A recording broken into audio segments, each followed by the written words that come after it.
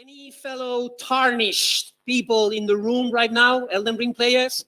No, you don't know what you're missing. Okay, so thank you for the introduction. My name is, it's rather unpronounceable for many of the people outside the Mediterranean area. Angel, this sound that we make in the Mediterranean, it's very difficult, very hard for most of the people. So Angel, it's very nice, angel.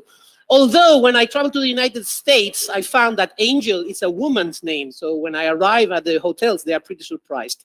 So I'm going to tell you about me in a minute, because I'm going to tell you about a journey on agility that that's been going on for the last 15 years, my own personal journey. But the first thing I want to tell you about me is that I usually introduce myself and present myself as an agnostic and a pragmatist, in the sense of I've read a lot of books and I use a lot of theories and a lot of models, but I'm agnostic in the sense that I only speak about things that I have tried myself. So I'm going to be speaking from the experience, and that's when I say I'm a pragmatist.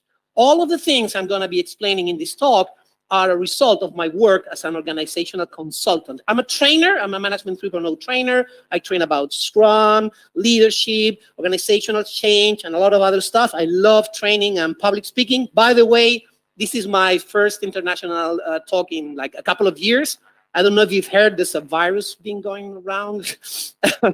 So I'm so happy. You can't imagine. I love being here on the stage and sharing stuff with you. But all of the things that I'm explaining in my trainings and my workshops and my talk, they come from specific work we've been doing with small, medium, huge multinational enterprises in many, many industries like banking, insurance, telecommunications, electronic video games, tourism, retail, military, aerospace, government, you name it. One of my most recent projects involved 60,000 people in a bank over 5 Latin American countries. And right now, I'm assessing a transformation in a finance branch of a huge retail company in 7 countries, 30,000 people, okay? So when I speak about some stuff and you're like, oh, really? Please try to bear in mind that some people will say, well, Angel, this sounds nice in theory, but I will talk about this blah, blah, blah, blah, but in a minute, okay? I assure you, I don't get paid in utopia dollars, okay? I get paid in US dollars. So everything I'm going to talk about, it's real. Let me explain you a little bit about my own path. The title of the talk is Agility's Final Boss. It's the boss, okay? The final boss, for those of you who are not related with the video games industry, is you play a video game and you start progressing, and at some point you will fight a very, very difficult enemy. That is the gateway to the next stage, and we call that the boss. Okay, well, Agility's final boss is the boss. And let me tell you about my own path as a boss. Believe it or not, I used to be a PMI diehard, okay, like Project Management Institute, Gantt charts, deliverables, milestone, work breakdown structures, the whole lot. Okay, I did everything of that. Okay, and for a long time, for like 10 years, I am a telecommunications engineer, and I started in telecommunications companies, and I did a lot of projects deploying networks around Spain, and I was quite good at it. Okay, I remember the times where we bought cable from the United States, and I had these Excel spreadsheets where I could make amazing level 20 black magic, so I could optimize the amount of cable that we can get inside a container. And the nice thing about this is that I could manage my projects on Excel. Imagine that in these days. I could put numbers and they will, they will add up, and that was marvelous. But at some moment in my career, by the end of my career as a project manager for companies, something very strange happened to me. I don't know if any of you have ever had this experience I'm going to talk about. So I understand if you're a little bit skeptic, but bear with me for a minute. This happened to me, actually. We had a project, and we delivered the project before the deadline with all the expected features and some more under the budget. That was crazy, okay? Like everyone was like crying and hugging to each other, and they were putting like red carpets in front of us, and there was music, and there was, you know, this paper confetti coming from the sky, and we had people, remember you are mortal, and it was like a huge celebration, and I got a raise and a bonus because I was such a good project manager. And then we put that thing live, and nobody used it ever. And I was like, everything's a lie. I had a huge epiphany. It's like, we are, as Albert Einstein said, there's nothing less efficient than doing very efficiently something that shouldn't be done at all. So I quit. I quit my company and I started my own journey as a consultant. And that's when I found what we called at those times Agile project management. Excuse me for the air quotes, okay? We call that thing Agile project management. A book came to my hands, Agile Estimating and Planning by Mike Kahn. And he talked about things like doing linear regressions to have better estimates. And I was like, ooh, I like this, okay? And at that moment, we thought, or I thought, that agility was a new way of managing projects, but it made a lot of sense to me because it meant that instead of following percentage of completion of tasks, which is a very, very dangerous game if you have ever played it. If you have a Gantt chart, have you ever been in this situation where people start reporting you in a Gantt chart and say, it's 40% completed, 60% completed, 80% completed, 90% completed, 91% completed, 91.5, 91.555, and you're like, no, you're doing it again. So instead of doing that, what we were doing is like shipping small amounts of valuable product and checking if that thing did the trick. So that's done. That's definitely done. That's delivered and accepted by the customer. And I was like, this is a crazy but amazing idea. Like start measuring the progress of our projects according to delivered value instead of completion of tasks. Okay? So it made a lot of sense and I started doing stuff, but I found it very, very difficult to convince both clients and my employers to try this. Everyone was very, very scared. Okay, they were like, well, but how do we do fixed scope, fixed budget, fixed deadline, fixed date, contracts? So we used buffers and things like that, and critical chain, project management, and a lot of stuff. But I was getting a lot of kickback, and I spent more time convincing people of trying this than actually doing it. And I was so frustrated. And one day, I found myself in what later I discovered, it's called in psychology, the attribution mistake. And the attribution mistake means that one day you look at your left, you look at your right, and you realize, I am surrounded by idiots. And it's a marvelous explanation because it explains everything. This is the reason everything is so crazy. I am surrounded by idiots. So you quit that project, you go to another company, you spend 2 years in that company. Guess what? Once again, you are surrounded by idiots. And you're like, no, how did it happen? When you find yourself in the 5th run of this attribution mistake, you realize something is not adding up. Either everyone in the world is an idiot, which might be the case, or maybe I am the idiot and I am not understanding some things. One thing that I wasn't understanding is that it was not about project management. At the beginning, I thought agility was a cool way of managing projects, you know, like with backlogs and Kanban boards instead of Gantt charts, okay? But then I realized that even if you manage your project very, very correctly, you can deliver something that nobody wants. These days, 2022, most of the agile implementations that I'm finding around the world consist on doing twice the crap, twice as fast. And if you do twice the crap, twice as fast, guess what? You end up with a lot of crap. And that's not what you want for your company. So you have to start thinking about what kind of products are we actually delivering. But again, sometimes the problem is that we fall in love with our products. Our products are so amazing. It's like this product here. Probably you know this example. We've used it over and over and over. The Coca-Cola Gold ISO 100 ASA 200 picture film. This was the best product in the world for a long time, for decades. These guys, they had like 70% of the market. So you can feel pretty confident when you have 70%, 80% of the market. And then you start being complacent with yourself. Like, oh, everything's fine. We're earning a lot of money. These guys co-invented digital photography. Don't forget that. The first megapixel chipset was developed by tech engineers. But at that moment, in 2001, bosses, the highest levels of management at Kodak, they gave a press release and they said, we are not playing catch with the Japanese anymore. We are a chemical film company. Famous last words. Okay. Because they were so in love with the product, which was the chemical film, that they forgot that what they were trying is to give a solution to a problem that your customer has. And this, for me, it's one of the foundations of agility. Understanding that everything is about value, and the only way to define value is something that solves our customer problem better than anyone else. Sometimes I arrive at a company and I ask, who's your customer? And they say, well, our customer is the marketing department. I'm like, dude, it's gonna be long.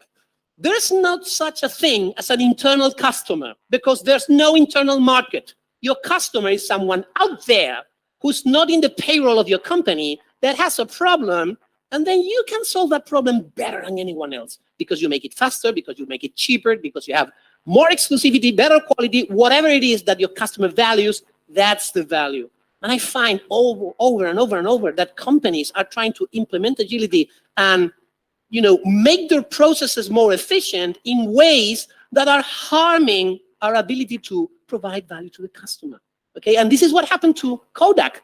They thought the most important thing is chemical film. This digital photography thing is for amateurs.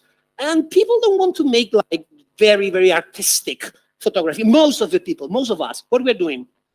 Selfies. Okay, we want to have memories. We want to have and we don't want to pay for every picture. And digital photography solved that better than chemical film. And that's what Kodak didn't remember. So for me, this was another piece of the puzzle. We are trying to convince people it's not about project management or product management. It's about customers and about values. And then another piece of the puzzle were agile teams. One of the things I realized in my journey is that I was still playing the role of the Scrum mom. This is another talk. Maybe some of you have ever heard it. A Scrum mom is a Scrum master that treats the team as if they were her children, okay? Or Scrum dad, okay, if you want to be like, give gender equality and all these things. And what you do is when your people have a problem and they come to you and they say, Daddy, the bad manager changed the priorities in the middle of the sprint. You are like, who made that? You made that? You changed the priorities in the middle of the sprint? Come tell that to me. And then the manager is like, whoa, sir, calm down. I didn't mean to. Go on. And then the team is like, oh, it's good having a Scrum dad.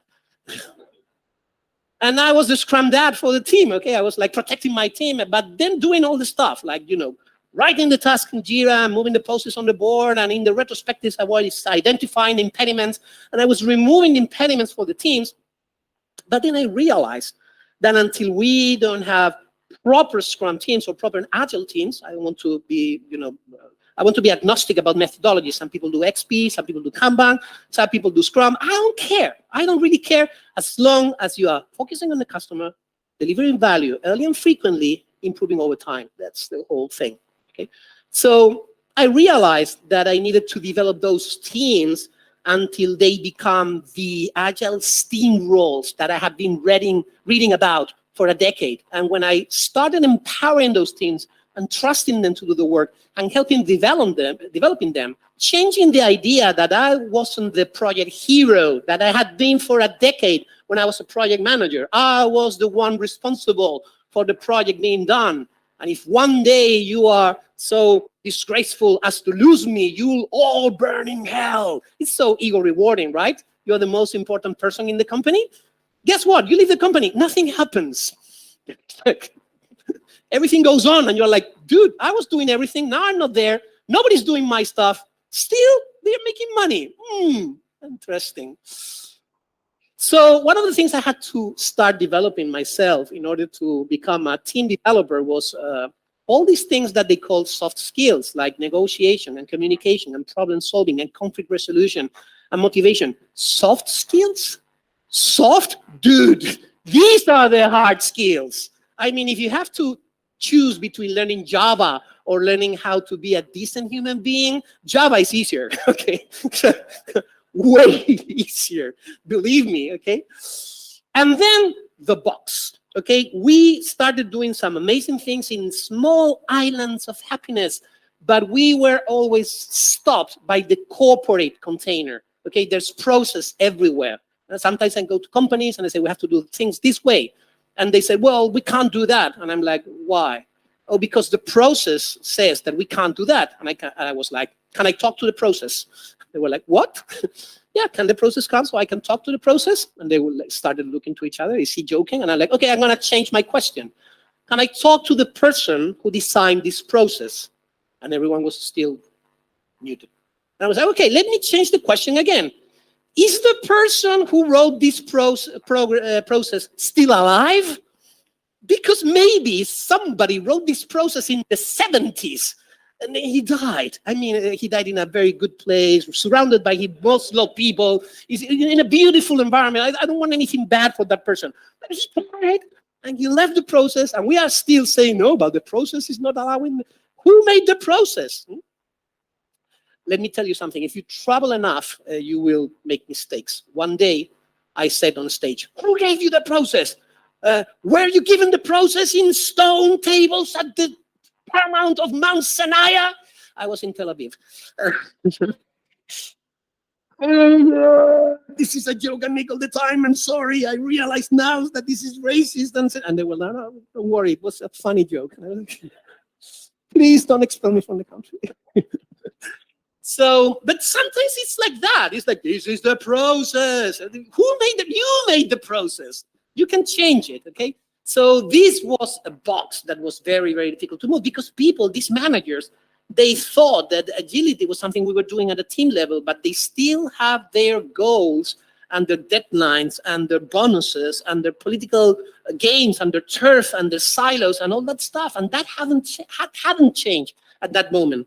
And then I found Management 3.0, and I'm trying to engage you in one of my courses. But for many of us, Management 3.0 was a set of models that made a lot of sense, because suddenly we had a vision of management that was coherent with the idea of self-organizing, empowered, agile teams. And we realized that the role of the managers needed to change in order to unleash the power of these teams. No? So let me give you an example. I was working in a telecommunication company at the time, and we were working on teams. And the whole process, long story short, we had something called early phases, which meant we listen to all our customers and we make a huge list of features. For each of these features, we try to understand what it would need in an engineering fashion to be constructed. Then we make a business case for each of the features, and then we have a project review board that will compare all the business cases and decide which features are going to be placed on our next release. That whole early phase process was somewhere between 6 months and a year, okay? Programming the beginning of the features, staffing the teams, that whole stuff. Then we start working, we develop the feature. That was 3 months. 1 year of deciding, 3 months of executing. This is where we have to be faster, right? This is where we have to do Scrum and be agile. And then we have something called release management, which was the testing, the integration, the whole regression tests, and the whole process of delivering those solutions to telephony switches all over the world. And that was another 6 months to a year. So over 2 years and a half process, we had 3 months of development and agility. So the water quality rate was something like 90% or 95%. But we still were trying to make those teams more agile. And we realized this is not going to work until we understand that agility, it's a capability of the company. It's a skill of the organization. It's an enterprise effort, an enterprise challenge. We have to be an agile company. Agile teams are just a component of this idea. So we achieved pretty amazing things. We even get featured in the Forbes magazine. I'm omitting the name of the company because it's probably some guys you hate because it's your competition, or maybe there's somebody of this company here in this conference. But basically, it was at the beginning it was a 5-year cycle. When I arrived at the company, they had managed to bring it down to 2 years, And then we started doing releases every 6 months. It was revolutionary. And we had 100 teams that were pretty cross-functional and pretty independent. You're never going to be 100% independent in a high-scale, very complex system with like 570 subsystems. You're not going to have teams that are able to develop a feature across the whole system. Let's be serious. And the whole idea of, oh, create a team of 6 people, let them do everything. If you can descale, do so. Definitely. The best way of doing agility at scale, don't do it. Descale your company. That's amazing. Sometimes we just can't. And then there's other kind of solutions that we can put. So this is my journey. And still, when I go to companies, what I see is cargo cult everywhere. Some of you are familiar with this concept of cargo cult, which is doing things, trying to mimic what other people are doing. No? You look at Google and you're like, how come these people are so innovative? Oh, it's because they have colorful puffs. So you start putting puffs everywhere around your company and ping pong tables. And now you believe that people are going to be more innovative because that's what Google does. Guess what? A year later, you are not more innovative than you used to be a year ago. So you try something else, not really understanding the mechanics of the things you are trying to mimic, okay? So sometimes I go to companies and they are doing cargo cult agility or Mac agility or cosmetic agility, which is the regular thing you were doing a year ago, but with Post-it notes, okay? If you put Post-it notes around your face and now you are agile, okay? You used to have project managers, but now they are called product owners. What's a product owner? Well, it's a project manager with another name, no? And she is like asking every day, have you completed your task? Are you done? Are you on time? We call that the daily meeting. Okay, and you're like, really? And then once a month, she comes with a huge set of user requirements. And then the team says, oh, no, product owner. We don't do user requirements anymore.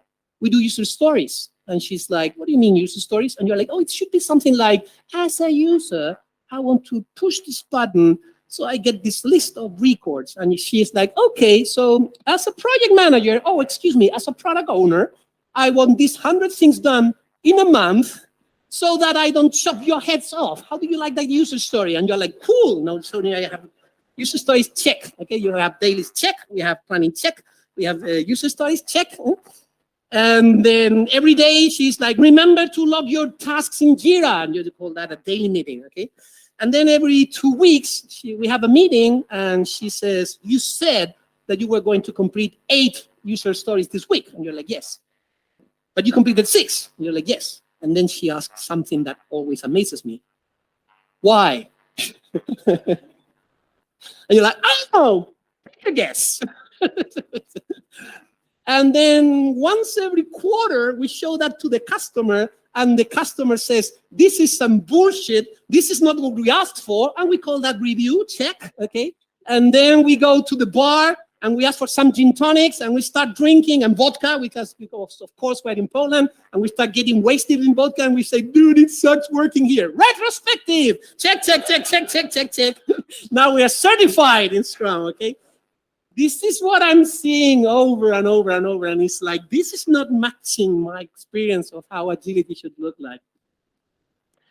So where am I right now? Okay, so what I did for the last 15 plus years is I studied and I practiced and I practiced and I studied, and it went over and over and over, and I transformed myself in ways that are so harmful that I can't even start. But I tried everything in the book, and I traveled around the world, 3 continents, and I went to many companies, and I tried to identify the things that were working and the things that weren't working anywhere, okay? I'm not gonna bore you with all the stuff that's here, but you're gonna have this presentation available. So if you're curious about any of these things, what's this? I don't know. What's this about atomic habits and power habits? Well, that's a thread you can pull from, okay? This is just a keynote. It's a small amount of time, but I want to give you materials that maybe you want to study later and maybe you're curious about later. There's a whole bunch of things that you can learn. And I had a friend of mine in one company telling developers, you know, there's amazing stuff that you can learn from books that don't have an animal in the cover. Like they're really books, okay? There's books that are not technical books, and there's amazing stuff that's gonna make your career much better, and it's gonna make a most powerful person out of you. And it's not just about technology, and this is something that I always try to make people understand, make technical people understand especially. So My conclusions after learning about all these things is, number one, tools are only as good as the person that is using tools. You explain nonviolent communication to a psychopath, he's probably going to, organize feedback in a way that is somehow compliant with the guidance on nonviolent communication. Still, it's going to be used in a harmful way. You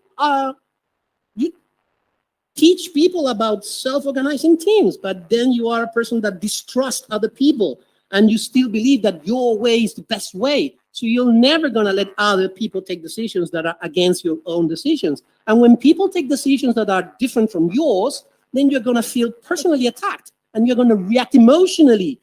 So even if you tell people about tools, it's not enough. I see a lot of people that come to my trainings, and the first question they have, or when I say, why are you here? They say, so I can learn tools, so I can get methods. We still believe that there's going to be some tool somewhere.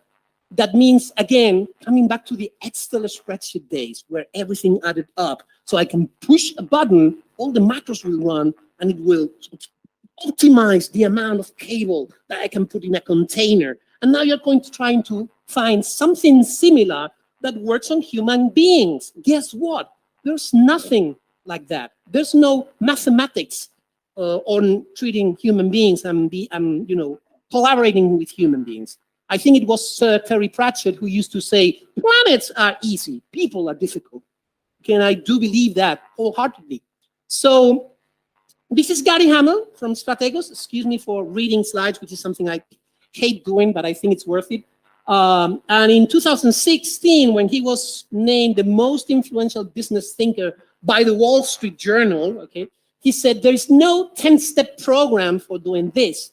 Getting away from how organizations have been run for 50 years and becoming agile, it's a creative activity. It's creation. It's like painting. You're going to be doing a lot of erasing and painting again, and you're going to make mistakes, and you're going to correct them. And maybe you end up somewhere that you didn't expect at the beginning.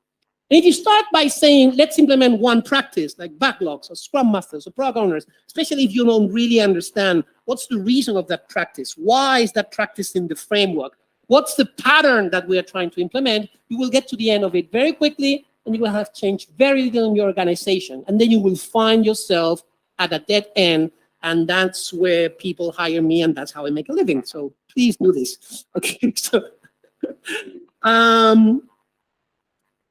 Steve Denning, he was vice president for the World Bank, and then he made a huge transformation inside World Bank, and then he became a consultant for other companies, and he's really, really into agile thinking and agile transformations. And in the Forbes magazine in 2015, he said the agile transformation journey was anything but a straight path from A to B. Introducing the practices of Scrum, sprint planning, backlogs, daily standards, retrospectives, or whatever other practices of your favorite framework, we're only a part of the challenge. More important and difficult was the shift in mindset for all of the involved. This was my problem when I was finding myself in attribution mistake, when I was looking at the left and looking at the right and thinking, I'm surrounded by idiots. Because I had this clear idea, this pristine idea that was so perfect. And I could recognize the beautiful truth in this idea. And I was showing that to people, and they was like, meh, that's rubbish. And I'm like, dude, the only thing I could explain is I'm surrounded by idiots. But the problem was that I wasn't understanding how human people, how humans behave, and how human organizations change. You have to understand that this is a different sport. Sometimes imagine you are in a nutrition seminar, okay? And I'm the dietist or nutritionist, and I'm telling you about proteins and carbs and fats and vitamins and healthy ways of eating. And then somebody raises their hand, and I'm saying, yes, you. And they say, how can I convince my partner to eat healthy? And I'm like, that's another seminar. Okay? You're here to learn about proteins. Convincing people, that's a lot of psychology. That's a lot of emotional intelligence. That's a lot of empathy. And that's a lot of change management, which is a discipline by itself. Okay? So once again, where am I? This is where am I, and this is pretty recent. What I did is I got a lot of models together, and I started realizing that they were all talking about the same stuff, that there was a lot of interaction between different models, between human synergistics, between management 3.0, between conscious leadership, between coactive coaching. They were all talking about the same, and I started like trying to organize all the ideas in a way that made sense. And this is where I'm at. I'm realizing that there's an external circle of tools, methods, and techniques. You can put the frameworks there, like do daily meetings, have a backlog, have a Kanban board, do retrospectives. Those are things you can do, and they are powerful up to a point. But if you have the wrong people and the vision of management is not changed, if you still believe that the manager should be the most important and the most intelligent person in the room, and the one who is paid the most, and the one who should take most of the decisions, it doesn't matter that you have backlogs and Kanban boards and daily meetings. Everything is going to be contained in a box, and that box is defined by the vision of leadership, by the vision of management/leadership. There's a difference between these two terms. I think that in an organization, you will have some managers, few managers, and a lot of leaders. Every one of us should have an invitation to be a leader of a transformation. It doesn't matter if you are a developer on a team, or if you are someone in accounting, or if you are someone in higher management. Everyone is called to have a part in the leadership of the movement of an organization, of a tribe, okay? So if there's no shared vision of what are we trying to accomplish as managers, as leaders, practice will only get you to a point. But still, if you send all your leaders and your managers to Management 3.0 training, okay, and you teach them about delegation pokers and about OKRs and alignment and self-organizing teams and change management and motivation and engagement, and then you realize that that's what you are supposed to be doing as a manager, instead of taking decisions and telling people what to do and how to do it, okay, which makes no sense, by the way. William L. McKnight, the founder of 3M, in 1946 said, "Why are we hiring highly talented people, and then we spend all the time telling them what to do and how to do it? It makes no sense." 1946, okay? Those were visionaries, okay? That was the moment where 3M was the most innovative company in the world, okay? Now it's a little bit different. So again, below that leadership vision, if you don't have the core skills, if you don't have humble people, responsible people, empathic people that know how to listen, that are willing to connect to other human beings, then even the leadership vision is not going to be enough. And then you have a lower core to the model, which is your ego. I get people complaining about other people's ego all the time. People come to me and say, "Oh, my manager has a big ego. I have this person in the team. She has a big ego. I have this colleague. He has a very big ego." Nobody has ever come to me saying, "I have a big ego. I need to deal with that." But you know, the door of leadership opens to the inside, not to the outside. Leadership is about changing yourself. It's not about changing others. And that's what I've found after 15 years of practice. Let me tell you more about this. Mindset, vision, it's powerful. You will need both. For some time, I believe that the most important thing was to teach people about principles and values, and forget about the techniques, because if you get the principles right, that's enough. This comes from my practice of martial arts, from Aikido. You talk to an Aikido master. You talk to O-sensei Morihei Ueshiba, the founder of Aikido, which was a very short guy, but he was the most powerful martial artist in all Japan. They called him O-sensei, the master. All the other, Jigoro Kano, all the other masters called him the master. You talk to O-sensei and you say, "Master, what's the secret of Aikido?" And he will say, "Oh, Aikido is very simple. It's 4 things. It's about posture and balance. It's about connecting with your opponent. It's about breathing. And it's about whole body movement." And you will say, "Wow." And then you will go to a bad neighborhood and you will get your shit kicked out of it. They will punch you and kick you, and you're like, "But I thought I knew the secret of Aikido." And the reason, and he's right, Aikido is 4 things. It's balance, it's connection, it's breathe, and it's whole body movement. And that's unstoppable once you master that. But as a beginner, as a practitioner, you don't do that. When you are beginning in a martial art, when you're beginning boxing or when you're beginning Aikido, whatever, you don't do what the masters are doing. You do what the master did when they were at your stage. You do kata. You repeat the same movements over and over and over. And sometimes, like Karate Kid style, wax off, wax on. And I've spent like hours like doing this. And I was doing like, Master, why are we doing this? And he was like, shut up and keep going. I'm like, okay. I don't understand what I'm doing. It feels nice. Okay. You repeat and you repeat and you repeat. You need the tools. People need something to do on a Monday morning, 8 a.m. People come to a seminar. We spend Wednesday, Thursday, Friday, and when they get out of the seminar, they are on fire, Pipes and staves and everything. Yeah, let's change the world. And then you arrive in your company and you're like, what do I do? You need something that you can start doing, and that's where tools are very important because it's something tangible. But then the mindset is more powerful, the principles, the values, understanding what are these tools enabling. But then even if you have, as I explained before, even if you have the vision, even if you have the mindset of self-organizing teams, delegating in the self-organizing teams, empowering these organizing teams, developing these teams so they are capable on their own, and then showing them the path, aligning them to corporate needs. This is the mindset. But you are going to be constrained by your own limitations. If you say, I have to delegate, but you don't trust them, oh no, they're gonna screw it, I'm gonna do it because I'm the expert. I've been doing this for 20 years. And then you close a vicious cycle. Okay? It's a self-fulfilling prophecy. It's like your kid coming to you and saying, Dad, can I have a car? Can you lend me the car? Can I borrow the car? And you say, no. Why? Because I don't trust you. Why you don't trust me? I don't trust that you're going to drive securely and safely. And you say, okay, what do I have to do in order to earn your trust? And I say, you must drive securely and safely. And he says, how do I do that if you are not lending me the car in the first place? So this is the tragedy of trust. You have to give a little trust at the beginning with no guarantees. And probably they are going to screw up. They're going to fail. And you have to allow them fail and learn from the failures and keep going and keep going. And at some moment, you are going to say, you know what? I'm going to be the driver from now on. That's going to happen to you. And then you have to recover yourself and say, no, my job is not to be my kid's driver.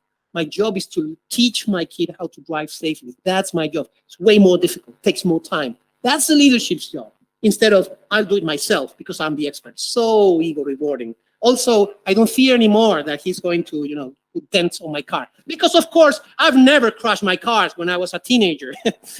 I never did this kind of mistakes. We forgot about the time when we were rookies.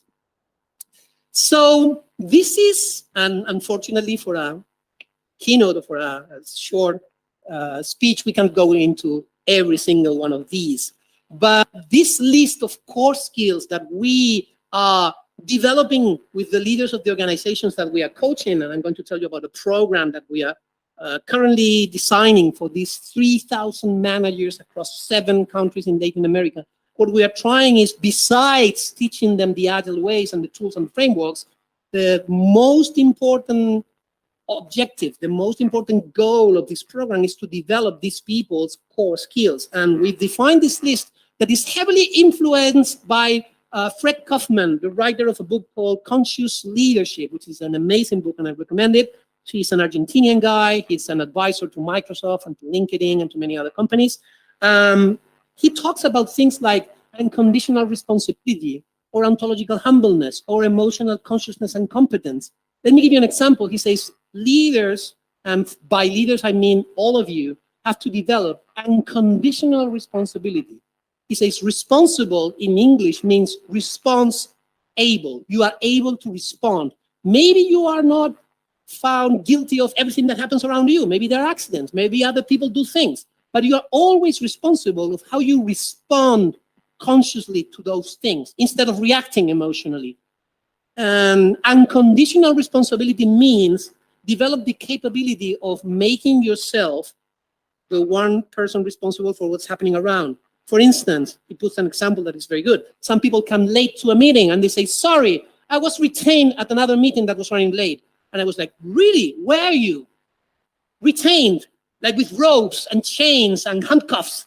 Or did you decide to stay at a meeting that was running late, even though you knew that you were being waited for in another meeting? That's your responsibility. But if you say, I was retained, then it's not your fault anymore. This kind of thinking leads to blaming others for everything that's going wrong. And I see this in teams retrospectives all the time. The person responsible for all our woes and all our problems is never in the room. She hasn't come today. Oh, what a pity. She's never in the room. Okay, I get all the developers and they're like, wow, the manager's this and the manager's that. They're not in the room. Then I get all the managers and they say, by the presidents and the teams, they're not in the room. The person responsible for all our problems is never in our room, and this is a sign that we haven't developed our unconditional responsibility. Or for instance, ontological humbleness. Some people say, this is black, and then some other person says, no, that's yellow. And then you're like, no, you are wrong, and you're stupid, and you're an idiot, and shut up, you don't know what you're talking about. That's our by default way of behaving as human beings, because somebody is questioning the way we see the world, which is like questioning everything around us. Puts us in an unsecure place. Nothing around me is secure anymore. I think this is black. They are saying this is not black. So what can I trust now? And then suddenly I'm scared. And when you're scared, you become aggressive. If you are humble, you will be like, how come that this person is seeing this yellow and I'm seeing it black? Tell me more about that. I'm curious. I'm not saying you are right, but I might be wrong also. I've been wrong other times in my life, okay? It took me 40 years to realize this, okay? When I was 40, 41, I'm like, sometimes I'm wrong. I miss the times, by the way, when I was right all the time. That was amazing. That felt amazing, okay? During my 30s, I was right all the time, and everyone was wrong, and it felt amazing. These days, everything is gray. Gray is the color of truth. Nothing is either black or white, and it's difficult to live in a world like that, where you have some reason, also you are right on this, so now you have to take these both pieces of information in your mind and bear this. Ontological humbleness also means that as a leader, you must not believe that you are above everyone else. As a manager, you are managing budgets, or you are managing hires, or you are managing other stuff, and there's someone somewhere who is managing databases, and there's someone somewhere who is managing user experience. Everyone is managing things these days. You are not the one in charge of everything anymore. That was a factory. You were managing everything. Now everyone is managing a small part of the whole organization, and we have to interconnect and collaborate all the time in a complex environment. And for that, you have to stop believing, I am the best. You are not, which is level 3 in the tribal leadership model, if you are familiar with this book, which is also an amazing book. So what we're doing these days is mixing Fred Kaufman thinking with some things that comes from the coaching environment by Henry and Karen Kimsey-House from Proactive, Brené Brown talking about vulnerability. We found that psychological safety and vulnerability are keys to high-performing teams. Google did this amazing project called the Aristotle Project, and they said, well, all teams in Google are great, but some teams are just awesome. What's the difference? What's the reason that this team here is awesome while the other teams are just great? And they studied those teams, and they say, okay, there's intelligent people in this awesome team, but there's also intelligent people in the other team. So intelligence doesn't seem to be the difference. There's a lot of experience here, but there's also a lot of experience here. So experience doesn't seem to be the difference. So keep going, and they found that the most important things, the highest correlation with these teams being awesome were in things like psychological safety. These people feel that they can be wrong and nothing's going to happen to them. These people feel vulnerable in the sense they can be vulnerable, in the sense that they can tell their colleagues, I don't know, it's fine. Or I screwed up and it's fine. Or I can say, I need help. And nobody's going to look at me saying, oh, you are weak, you need help. You are not trained enough. We are all strong, you are weak. If you feel like you're going to be questioned when you ask for help, that's going to tackle your ability to collaborate and to learn and to develop into awesome teams. So psychological safety, vulnerability, collaboration, having clear goals, interdependence, these are the things that made some teams awesome and not well, these guys are doing Scrum, but these guys are doing Kanban, so probably Kanban is better than Scrum. It's not in the frameworks, it's not in the tools, it's not in experience, it's not in the knowledge, it's in the core skills, in the human capabilities. Once again, I can't go through the whole list, but I encourage you to start learning about conscious leadership and about Daniel Goleman, emotional intelligence. We are also using a lot of his work in our design of these leadership programs. And there's still a core, and this is my problem area right now, which is the ego. We realize that we need to start working with people's ego. It's the end game. Morihei Ueshiba, I mentioned him before, the creator of Aikido, the founder of Aikido. He used to say Masakatsu Agatsu, which means true victory is victory over yourself. I have that in a tattoo here, by the way. True victory or true battle is the battle against yourself. It's not the battle against your opponent. You are battling your own self. And this is a huge change of mind for leaders in Agile organizations. So once again, this is the model. You have tools around, you have the leadership vision, you can correlate that with Management 3.0 or whatever it is your model of preference for trying to understand what's the role of a manager, of a leader in an Agile organization. And then you have this part, which I rarely see addressed in current leadership programs or in companies that are trying to overcome an Agile transformation or trying to bring their Agile transformation to another level. Let's skip the subtleties of transformation, evolution, whatever you prefer to use. Now what? Okay, final part of my talk. So how do we develop core skills? Well, Ishikawa, one of the people in the orbit of Lean and the Japanese transformations, he used to say, you can't train a turkey to climb a tree, but it's better to hire a squirrel. Okay? So sometimes people come to me and say, oh, we have this kind of people that are so egoistic and so egomaniacal and they don't share the knowledge. And I'm like, do you hire for that? Excuse me? Do you try to identify those traits in those people in your hiring process? No, we hire people because they know a lot of machine learning. And I'm like, okay, well, that's your first problem. Try to review your hiring process.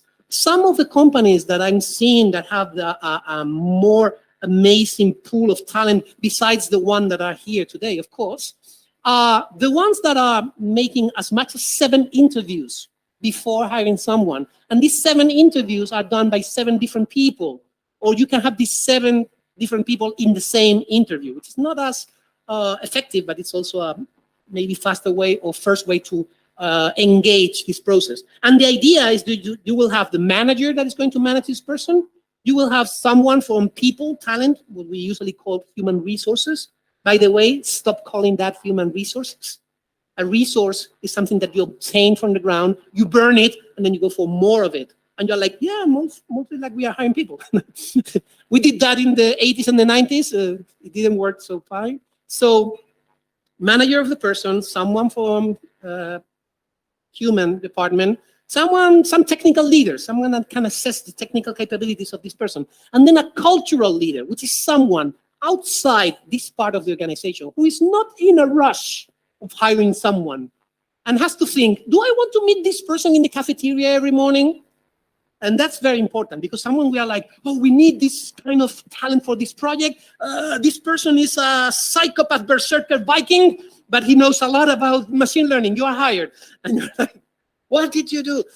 And then maybe someone who is not in such a rush will say, no, I don't want to meet this person in the cafeteria every morning. I won't feel safe with a psychopath berserker Viking in the cafeteria. This is where somebody raises their hand and say, my father was a psychopath berserker Viking. Oh, so sorry, I didn't want to offend you. This is the problem with comedy, okay? There's always a limit. And then 3 people from the team where this person is going to work. Do I want to work with this person 8 hours a day and run into difficult situations for the following 3, 4, 5 years, maybe? And this is very important. And I advise that usually the team has 3 opportunities to meet this person. One in a regular interview, another one in a social environment, like let's go for dinner or let's go play sports. And then a third one, come one day, one afternoon and work with us. I will show you some code. I will pass you the keyboard and see how you manage with whatever we're doing here. And in any of these 7 instances, you have the opportunity to say pass. And if somebody says pass, it's a pass. So the recruitment process is really, really tough. And you have to invest a lot in your recruitment process. But as a result, you get better people. And you hire more for attitude than for aptitude. Aptitude can be incorporated later. You can teach Java to people later. But if you want to teach them how to be good team members and good human beings, well, that's tough. What else? Besides reviewing your hiring process, start a leadership development program. This is what we are doing right now in companies in Latin America. And we are designing these companies around 2 principles, the ADKAR principles and the Johari window. ADKAR is a change management model that we explained in Management 3.0, where we said that several things are needed for people to change, okay? You need a lot of stuff. But there's 5 things that if one of them is not present, people won't change. The first of them is awareness. People need to be aware of, this is the reason I need to change. The second one is desire. I need to say, I want to make this change. Then you need knowledge, how to make this change. And then you need ability. You need to put that hands-on and practice that knowledge. Because sometimes we give people training in whiteboards, but they are not allowed to put all this knowledge into the real world. And then the key to it all is reinforcement. You keep going, you keep going, you keep going. Sometimes a 2-day training, it's a spark, and it might light some fire. But if you don't keep fueling that fire, it will be extinguished. You have to keep going. You need people dedicated in your team, in your company, to maintain the change process and the leadership development process going on. Then the other principle is Johari window. The Johari window is this square where you have things that you know about yourself and things you don't know about yourself. And then there's things other people know about you and things other people don't know about you, okay? So the interesting thing is that some people know things about you that you don't know, like you do this in meetings. Me, for instance? So feedback is going to open a whole window of knowledge to you if you are open to feedback. More on this in a minute. And then another one is, some people don't know about you have this kind of condition or this kind of limitation or this kind of fear. And that's the reason that they don't trust you, they don't connect with you because they don't understand. If you expose yourself to them, be vulnerable, and you explain to them your fears, your preoccupations, your limitations, they are both going to understand you better and they're going to trust you more because you've been vulnerable to them, okay? You have to create an environment where feedback is welcome and disclosing and being open and talking about yourself has also a structure and opportunities and ways to do that. Okay? So we are creating these programs because we believe that just by doing 2-day courses, it's not enough. We have to keep helping these people on a daily basis, on a weekly basis, on a monthly basis, on their journeys on becoming better leaders. What else? Some people say, some of you are surely thinking, yes, this sounds really, really beautiful, but, okay? But is the delete key of the language. Everything you say before but, it doesn't count, no? Like, I'm not a racist, but, oh my God. You don't want to listen to whatever's coming. So some of you are thinking about that person, okay? That person you have in your company, in your team, in your department, and they say, you know, Angel, this is nice, but I have this person in my team.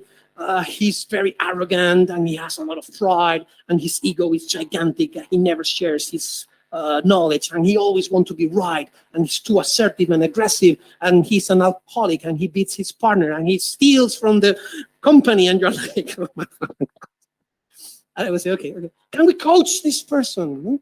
Like in some kind of Jedi mind trick. These are not the droids you're looking for. Like, it's going to be tough. And I'm like, okay, before we start treating about this person, please remember there's a lot of other people that are willing to engage with this because we are always distracted by the threat instead of excited about the opportunities. Think about all the people that will be excited about doing all this instead of the one person that is going to believe that this is all bullshit. Okay? But then again, this person, terrible question. When we hired this person, was it like that? Was he like that when we hired him? And there's 2 possible answers, and they are both terrible. The first answer is, yes, he's always been like that. Dude, why do you hire this kind of people? Once again, review your hiring process. But then the other one is even worse, which is like, no, he was a fluffy, puffy, loving person when he came, and now he's a troll. No? And you're like, what have we done with this person? We've destroyed this person. Something has gone terribly wrong for a long time. We have to fix that. We are killing people in this process, okay? So yes, okay, at some moment you have to think, would I hire this person again today? And if the answer is no, you have to coach or fire. This is your role and your responsibility, your unconditional responsibility as managers. And to coach this person, you have to be sure that you have the skills, the capability, and the resources, the time. Like, do I have the time to coach this person over the next 2 years with my abilities to make sure that he or she becomes a good team player? And if you are not sure about that, then use the Netflix rule. Netflix has a very brilliant presentation online about the culture and about the principles. And one of the rules is no brilliant jerks. We don't want people who are brilliant on the technical side, but they are jerks to their colleagues. And also there's a book that I want to recommend, which is The $1 Trillion Coach by Eric Schmidt, the CEO of Google. And he talks about the former Bill Campbell, who was his personal coach. And one of the Bill Campbell's rules is, in a technical environment, you should expect some kind of eccentricity. And I was like, Bill, I know what you're talking about. And people ask him, what's the limit to this eccentricity? And he says, the limit is always the moment where these eccentricities start harming teamwork. At that moment, you have to intervene. Okay? Teamwork, it's so primordial to the success and to the survival of our companies in the 21st century that nothing should be in the way of teamwork. Okay? This is my advice, and I know it's not very nice advice. Anyway, how to manage your ego. I have like 3-4 minutes to go. I felt compelled to have a fluffy, tree-hugging, kumbaya, naked dancing under the moonlight slide for this talk, at this one, okay? I know for many of you this is a no-no, so you have my permission to plug your ears and sing your favorite song to yourself until the next slide, so you don't get offended. But I found that many practices like meditation, like the study of Stoicism, Buddhism, martial arts, there are ways beyond work, beyond organizational environment that had helped me and others start realizing about things like, for instance, here, equanimity, upeka in Sanskrit Pali. Equanimity is the capability of judging things as they are without putting or adding anything from your own subconscious or conscious. And this is very difficult. But it's one of the paramount things on nonviolent communication. If you have studied nonviolent communication as a technique for giving feedback to people, the first part is explain the context and the facts as they were recorded as a camera without putting anything out of your own pocket, no, out of your own agenda. Can I borrow a pen, please? I'm going to do a magic trick. Okay, so here you have a thick object, thin object, thick object, thin object. You see that? Yeah, okay. So now nothing here, nothing there. Ta-da! Now this is the thick object. Thick or thin, it's not in the suchness of this object. It's something I'm putting because I have an expectation. I'm comparing it to others.